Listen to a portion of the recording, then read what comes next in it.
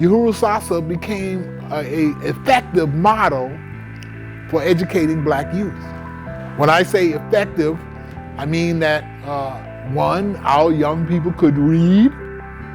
Most of them, by the time they left the preschool at 5, they were reading up a storm. Two, they knew mathematics. Our youngsters were so effective in learning mathematics that they were always 2 to 3 years ahead of youngsters that were in the public schools. We taught our young people to think, all right, to think and to take actions. The young people that were in Uhuru Sasa distinguished themselves in so many ways, that people used to see them in the street or on the train or on the bus, and they would call and say, I saw a couple of your students and they were discussing scientific concepts.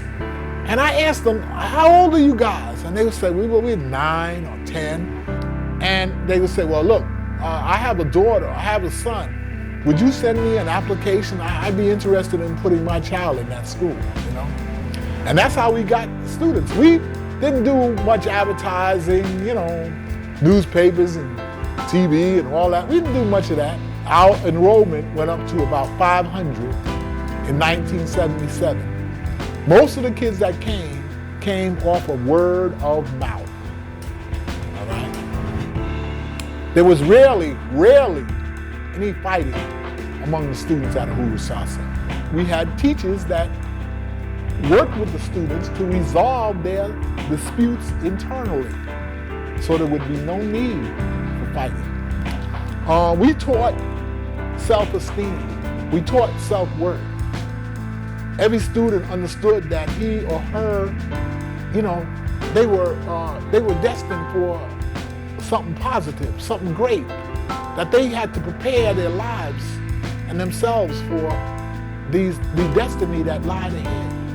And of course, they knew who their heroes were and sheroes, and they knew a lot about the history of their people and what their people had undergone over the centuries that we spent in this country.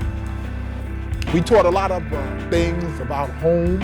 Our students different classes would go in the kitchen and work, cooking the lunch. So they learned how to prepare food. They learned sanitary measures in the preparation of food.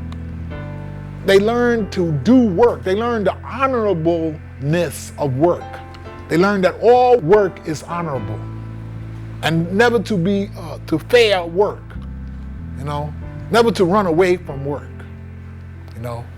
that we always leave something better than when we inherited it.